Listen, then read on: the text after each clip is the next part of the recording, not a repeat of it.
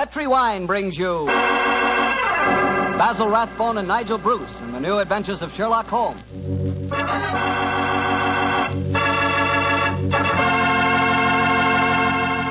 The Petri family, the family that took time to bring you good wine, invite you to listen to Dr. Watson tell another exciting adventure he shared with his old friend at Master Detective Sherlock Holmes.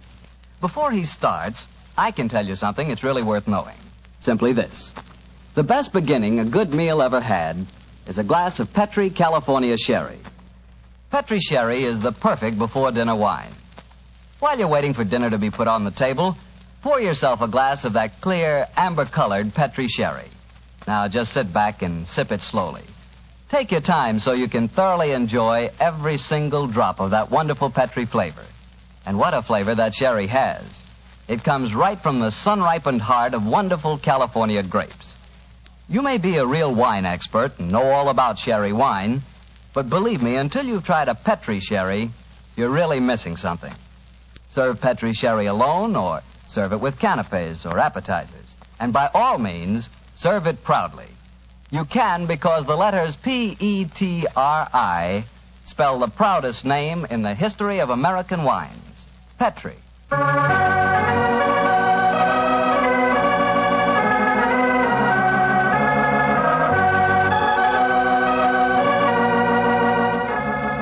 And now let's visit our good friend and host, Dr. Watson. Good evening, Doctor. Good evening, Mr. Bartell. Draw up your usual chair and make yourself at home. How about a glass of sherry? That'd be very nice. All ready for tonight's story, Doctor? Yes, my boy.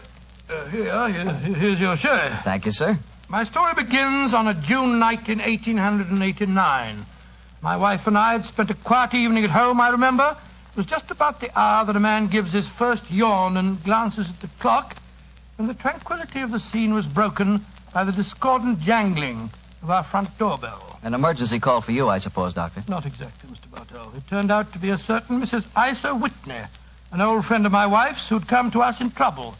Her husband, she told us, had been missing for 48 hours, and, knowing him to be the victim of the shocking habit of taking opium, she was convinced that he was lying drugged and stupefied in some foul den amid the London waterfronts. And I suppose you went out to try to find him? Yes, Mr. Bartell, I did. She told me that her husband had mentioned frequenting a place called the Bar of Gold in Upper Swandam Lane, so naturally that's where I began my search. I quickly located it, and after ordering my cab to wait, I entered the place. A strange sight met my eyes. Through the smoke-ridden gloom, I could catch a glimpse of bodies lying in strange, fantastic poses as they smoked the pipes of death. Most of the unhappy creatures lay silently, but some muttered to themselves and others talked together in strange, low, monotonous voices, their conversation coming in gushes and then trailing off into silence, each mumbling his own thoughts and paying little attention or heed to the words of his neighbor. As I entered, an attendant hurried up to me with an opium pipe and a supply of the drug and beckoned me to an empty berth. Master may lie here. I haven't come to stay here, my good man. I'm looking for a friend, Mr. Isa Whitney. No one by that name here, master. Well, I'm going to search this place just the same. Please not to make trouble, master. Watson. Is that you, Watson? Whitney, thank heavens I've found you, man. What time is it? It's nearly 11. Of what day? What day? Friday, June the 19th. Oh, good Lord, I thought it was Wednesday. It is Wednesday. You're trying to confuse me. I tell you, it's Friday. Your wife has been waiting 2 days for you. You're mixed up in your dates, Watson. I've only been here a few hours. 3 pipes, 4 pipes. I forget how many. I'll go home with you. Here, I'll give you a hand. That's it. I have a cab waiting. I must owe some money. Will you settle up for me, Watson? Yes, of course. Here, wait here for me. Stop pulling at my sleeve, my good fellow. Who are you and what do you want? A word in your ear, please, sir. Oh, very well. What is it? Get rid of your friend and join me outside. Holmes, what on earth are you doing here in this den? For your cab waiting? Yes? Then please use it to send your befuddled friend home in. And if you feel up to it, I should also recommend that you send a note to the cabman telling your wife that you have thrown in your lot with me. I'd be exceedingly glad to have a little talk with you. Yes, of course, Holmes. Splendid. Then conclude your business here, old chap. I'll meet you outside in about 10 minutes.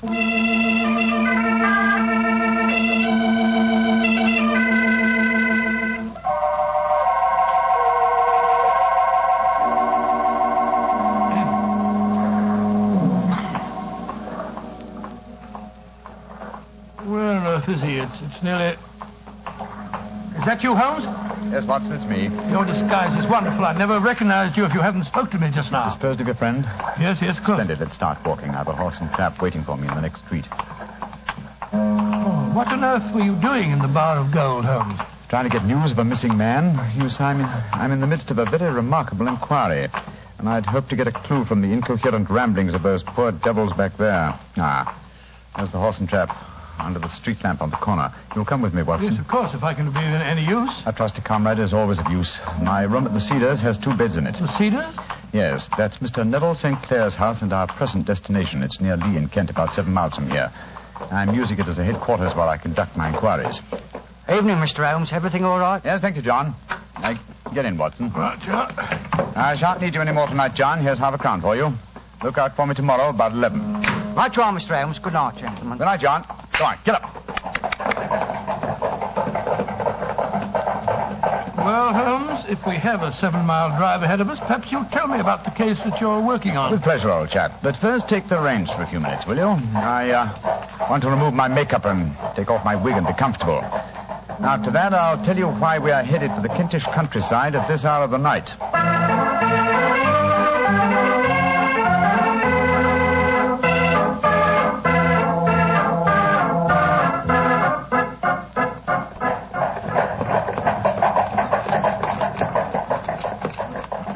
Watson, you have a grand gift of silence. It makes you invaluable as a companion. We've driven 4 miles and you haven't uttered a word. It wasn't easy, Holmes.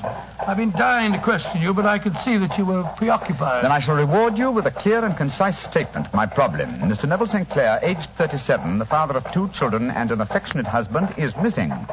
He left his house, the Cedars, near Lee, our present destination, last Monday. 4 days ago, eh? Yes. Now, why should an affectionate husband and a happy father disappear? Any money trouble? No, I think not. His entire debts, at the moment, amount to £88, while he has £220 standing to his credit at the Capital and Counties Bank. Who was the last person to see him on Monday? His wife. But let me tell you the story. He left his house for London rather earlier than usual. He was a businessman, then? Yes, he has an interest in several companies in London, but his wife doesn't know exactly what he does. But to continue. He left for London saying that he would bring his little boy home a box of toy bricks. Now, by the merest chance, his wife received a telegram shortly after his departure saying that a parcel of considerable value was waiting for her at the offices of the Aberdeen Shipping Company. Aberdeen Shipping? Why, their offices are in Fresno Street. I drove by them tonight. Exactly, and Fresno Street branches out of Upper Swandam Lane, where the Bar of Gold is situated. Ah, now I'm beginning to understand. Go on, Holmes, go on. Mrs. St. Clair took a train for London, and at exactly 4:35 on Monday last, found herself walking past the Bar of Gold. Suddenly, she heard a cry, and looking up was horrified to see her husband beckoning to her from a second-story window. Great Scott, was he a prisoner, or was he there of his own free will, do you suppose? Undoubtedly, he was a prisoner. The window was open, and she distinctly saw his face, which she described as being terribly agitated. Really? He waved his hand to her frantically and then vanished from the window so suddenly that it seemed to her that he had been dragged back by some irresistible force from behind. Oh, gracious me. One singular point which struck her quick feminine eye was that although he wore the coat he had left for London in, he wore neither collar nor tie. Well, what did she do? Rushed down the steps into the Bar of Gold and attempted to go up the staircase leading to the second floor. I suppose that Oriental fellow that I talked to tonight stopped her. Exactly. In fact, he pushed her out of the door and slammed it after her. She rushed down the lane and a few moments later was lucky enough to meet a sergeant and 2 constables. She took them back with her to the Bar of Gold, of course. Yes. They went with her to the room in which Neville St. Clair had last been seen. Of course, there was no sign of him. In fact, on the whole floor, there was no one to be found except a hideous, deformed beggar who seemed to live there. From what Mrs. St. Clair told me, it appears that the sergeant conducted the examination quite intelligently. Certain you saw your husband at this window, Mrs. Sinclair? I'm positive, Sergeant. And Alaska swears no one's been upstairs this afternoon. Well, he's probably lying. But let's see what this cripple fellow has to say for himself. Here, you. What do you want with me? I ain't done nothing. Now, you heard what this lady said. Did you see her husband go in this room a few minutes ago? I didn't see nobody, and I've been here all the afternoon. You live here? Yes. And you swear on oath that no one's been in this room for the last few hours? Yes, I do. Mrs. Sinclair, I know that you think you saw your husband, but don't you suppose... Look on the table. Just a wooden box, ma'am. But I know what's inside it. There, see? Oh, it's a lot Lot of wooden bricks like kids play with. My husband came to London today especially to buy them for our son. You can't disbelieve me now, Sergeant. Don't think I can, Mum. I'll take another look round. Where does this door lead to? My bedroom. Yeah, you won't find nothing in there. Oh, we'll look just the same. Hello. There's bloodstains on this window ledge. Fresh bloodstains. How do you account for that? Well, I don't know nothing about it. And the window overlooks the river, just where the water's good and deep, too. Nice place to tip a body out. Here, come here, you. Yeah, I ain't done nothing. You've got bloodstains on your right sleeve. What do you got to say about that? Well, I cut my finger, see? And then I went and opened the window later. That's how the blood got there. Did you think I was born yesterday? Let's have a look in this chest of drawers. Hello. Hello, whose clothes are these? Pair of trousers, socks, shoes, hat, everything except the coat, eh? Mrs. Sinclair, will you come in here, please, Mum? What have you found, Sergeant? These clothes. Are they your husband's, Mum? Yes. Yes, they are. What's happened to him, Sergeant? I'm afraid he's met with foul play, Mum. And this man knows what happened, only he won't talk. I don't know nothing, I tell you. Oh, don't you? Well, I arrest you in the name of the law, and I warn you that anything you say... And so, Watson, the sergeant arrested this crippled beggar. No, I'm not surprised. What have they been able to find out about him? Surprisingly little. His name is Hugh Boone. And he's a professional beggar, quite a successful one, I gather. His pathetic appearance attracts great sympathy.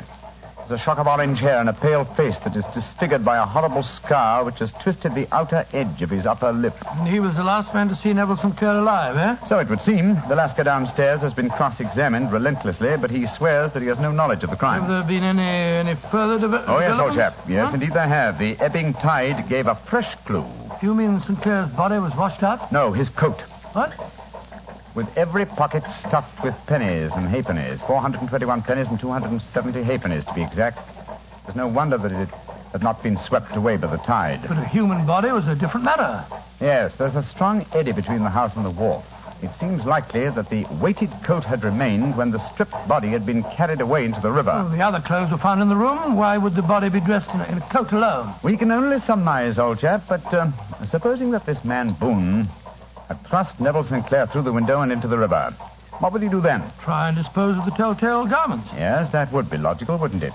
He would seize the coat and be in the act of throwing it out of the window when it would occur to him that it would float and not sink. So he loaded the pockets with coins to make it sink. Quite so. Yes, of course. But he has little time, for he has heard the scuffle downstairs when Mrs. Sinclair tried to force her way up. He only succeeded in getting as far as throwing the coat out when the police arrived on the scene. Well, that seems perfectly feasible. Well, it'll do as a working hypothesis anyway. Neville Sinclair disappeared on Monday, and yet we still don't know what he was doing in the opium den. What happened to him when he got there, or where he is now? Oh, what Hugh Boone, the beggar with the twisted lip, had to do with his disappearance. Here we are at our destination. Well, there's a light burning. Mrs. Sinclair must be waiting up for you. Yes, poor woman. I hate to return here with no news of her husband, but she's being brave, Watson, extremely brave. We must do everything we can to comfort her.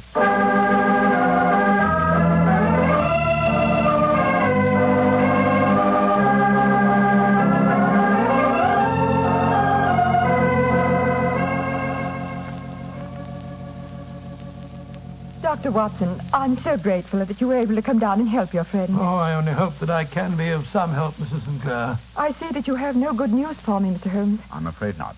No bad. No. Thank heaven for that. Mr. Holmes, tell me honestly, do you think that Neville is still alive? Well, Frankly now. Frankly, then I don't. You think he's murdered? Oh, I don't say that, but perhaps you think... And on what day did he meet his death? On Monday. Then perhaps, Mr. Holmes, you can explain how I received a letter from him today. What? Well, where is the letter, madam? Here. Let me see it. This is very crude writing on the envelope. Surely it's not your husband's hand? No, but the writing in the letter is. Uh-huh. This letter contained an enclosure. Yes, there was a ring. His signet ring. What does the letter say, Holmes? Dearest, do not be frightened. All will come well. There is a huge error which it may take some little time to rectify. Wait in patience. And it's signed Neville. Mm-hmm. Written in pencil on the flyleaf of a notebook. No watermark. Posted today in Gravesend by a man with a dirty thumb. Mm-hmm. The flap has been gummed, if I'm not mistaken, by a man who has been chewing tobacco. My husband must be alive, Mr. Holmes. This might be a clever forgery to put us off the track. But the signet ring. Yes, it may have been taken from him. But the handwriting and then the postmark. Might have been written on Monday and only posted today. I won't be discouraged, Mrs. Mr. St. Holmes. Clair, I have no wish to discourage you. I'm just trying to be practical. If your husband is alive and able to write letters, why should he remain away from you? I can't imagine. He made no special remarks before leaving on Monday? No, none. Except to say that he was going to buy the wooden blocks. When you saw him at the Bar of Gold in Swandam Lane, was the window open? Yes, Then he might have called to you. he might. As I understand it, he gave an inarticulate cry, a call for help, you thought. Yes, he waved his hands. But it might have been a cry of surprise. Astonishment at the unexpected sight of you might have caused him to throw up his hands. I suppose so. And you thought that he was pulled back from the window. Yes, because he disappeared so abruptly. He might have leaped back, mightn't he? He might have, though I can't think why. One last question. Had your husband ever shown signs of, taking opium? Why, no, never, Mr. Holmes. I'm certain the idea would have revolted him. Thank you, Mrs. Sinclair. Those were the principal points I wanted to be clear on. And now, Watson, I suggest we retire for the night. We may have a busy day ahead of us tomorrow. I hope you both sleep well. Good night, Mr. Holmes. Dr. Watson. Good night, Mrs. Sinclair, and keep up your courage. Good night, Mrs. Sinclair. We must hope for the best. The clouds seem lighter, though I should not venture to say that danger is over.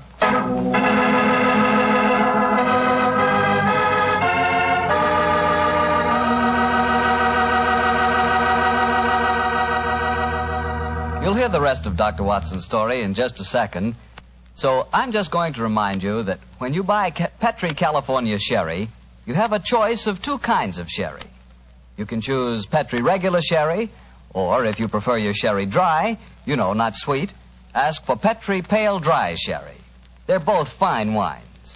And if you don't know which you'd prefer, don't buy one, buy two. Buy them both and try them both. And remember this. Petri sherry is the perfect all-round, all-occasion wine. It's good before dinner, after dinner, at cocktail time, and any time. Just be sure you get Petri. Petri sherry. Well, Dr. Watson, you and the great Sherlock Holmes certainly deserved a good night's rest. Did you get it? I did, Mr. Bartell, but Holmes made no attempt to sleep. As soon as we retired upstairs, he donned a blue silk dressing gown and then wandered about the room collecting pillows from his bed and cushions from the sofa and the armchairs. With these, he constructed a sort of eastern divan on which he perched himself cross-legged with an ounce of shag tobacco and a box of matches laid out in front of him. He was all set for a session of thinking, I guess, huh? Yes, my boy. In the dim light of the lamp, I saw him sitting there, an old briar pipe clenched in his teeth, his eyes fixed vacantly on a corner of the ceiling, the blue smoke curling up from him, silent, motionless. So he sat as I dropped off to sleep, and so he sat when I wakened in the morning to find the summer sun shining into the room. The pipe was still between his lips, the smoke still curled upward, and the room was full of a dense tobacco haze. But nothing remained of the heap of shag which I had seen on the previous night. Watson. Awake, Watson? What time is it? 20 minutes past 4. Lord Holmes, you want me to bed? True, old chap, I had to think. I couldn't allow my brain the luxury of sleeping. You game for a morning drive? Yes, certainly. I'll get dressed. Good. No one's stirring yet, but I know where the stable boy sleeps. I'll have the horse and trap out in no time at all. Oh, where are we going? To prison. To visit Hugh Boone, the man with the twisted lip. Holmes, you're unusually excited. What's on your mind? I want to test a little theory. I think, Watson, that you are now standing in the presence of one of the most absolute fools in Europe. I deserve to be kicked from here to Charing Cross, but I think I have the key to the affair now. Oh, where is it? In the bathroom. What? You're joking, Holmes. No, I've just been there and removed it. It's in my coat pocket now. Hurry and get dressed, old chap. And we'll drive over to the prison and see whether my key fits the lock.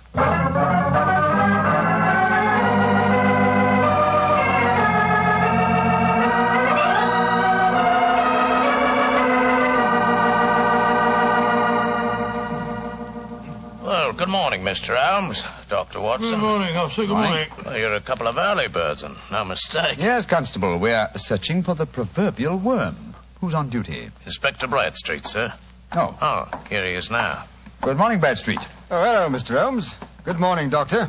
Good morning, Inspector. What can I do for you, gentlemen? We called about Hugh Boone, the beggar man who is charged with being concerned in the disappearance of Mr. Neville St. Clair. You have him here? Yes, Mr. Holmes. He's in the cells. I'll take you to him. Follow me, will you, gentlemen? Thank you.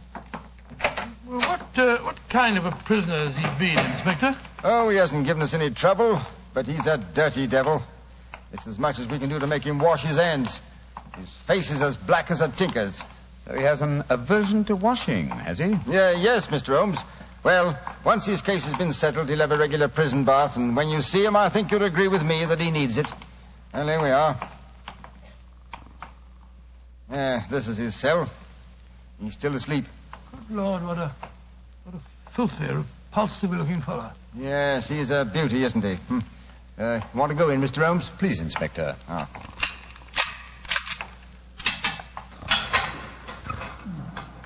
Well, he certainly needs a wash. Yes, I had an idea that he might. That's why I brought this sponge along in my pocket. Oh, so that was the key that you found in the bathroom. Oh, you're a funny one, Mr. Holmes, and no mistake.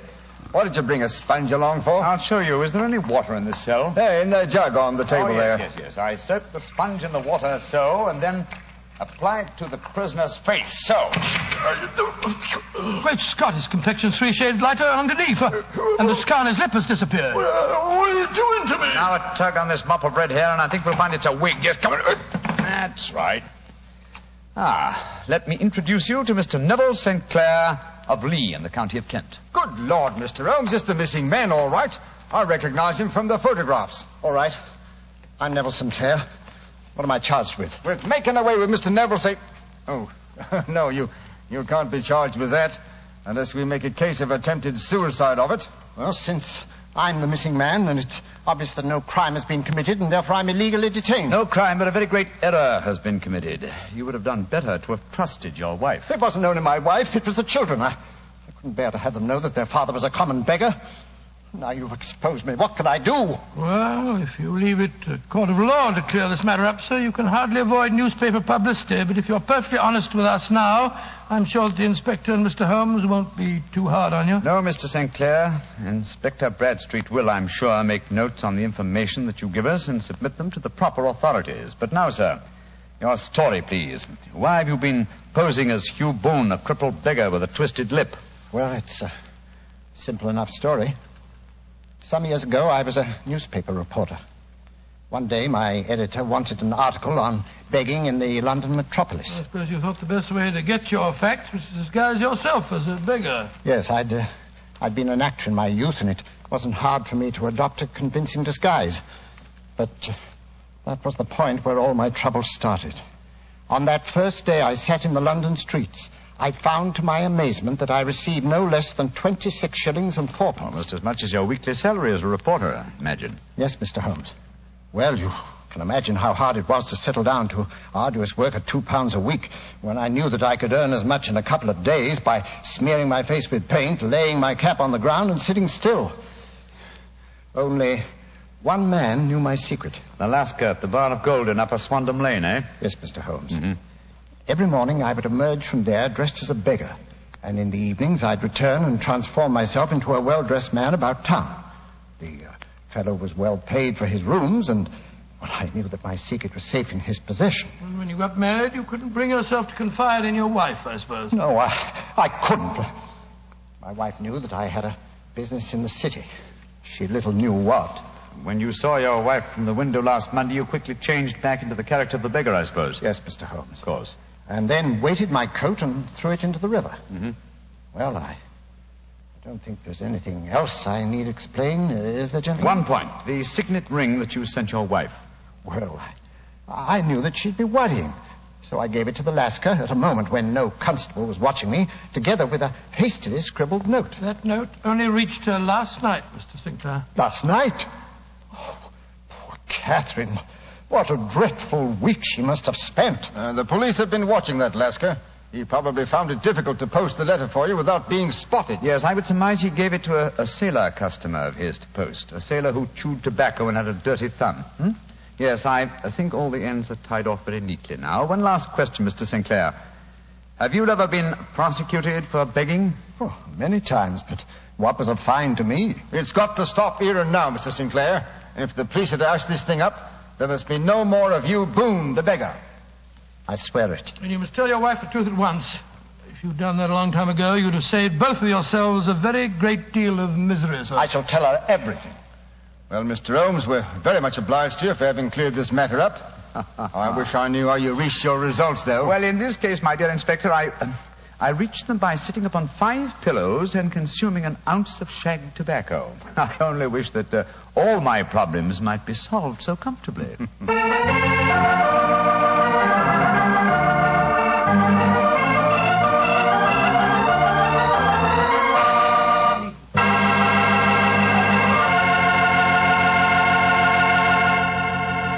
Doctor, that was some story. Imagine arresting a man for committing a murder and then finding out that he's the fellow who's supposed to be dead. It is a bit bewildering, isn't it? You said it. Boy, being a detective sure has its surprises. Nothing like that ever happens to me. Oh, come. One would believe to hear you talk that you lead a very uneventful life. Oh, but I do, Doctor, I do. Why, I never get any surprises. Look, I tell our friends that Petri wine is always good wine. And what happens? Well, what does happen? Everybody agrees it's good wine, and that's that. Well, it's just got to be. After all, the Petri family has been making wine for generations. Winemaking is their heritage. A heritage passed on down from father to son, from father to son, from generation to generation. The Petri family knows full well the art of turning luscious, sun-ripened grapes into fragrant, delicious wine.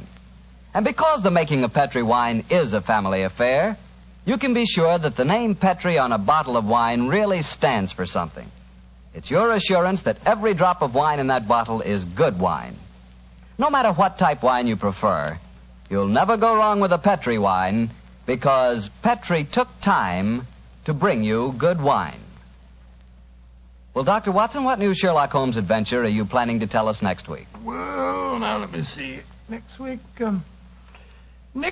Mr. Bartell, I'm going to tell you a weird story of violence and of sudden death that struck without warning. I call it The Strange Adventure of the Uneasy Easy Chair.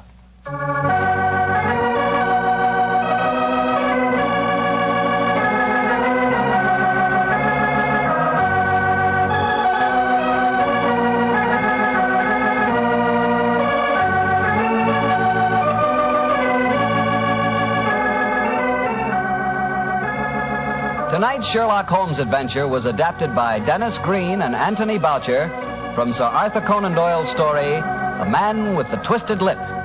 Music is by Dean Fossler.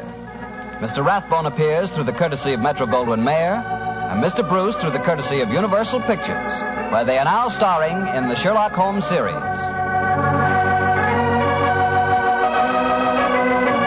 The Petri Wine Company of San Francisco, California, invite you to tune in again next week, same time, same station. Sherlock Holmes comes to you from our Hollywood studios.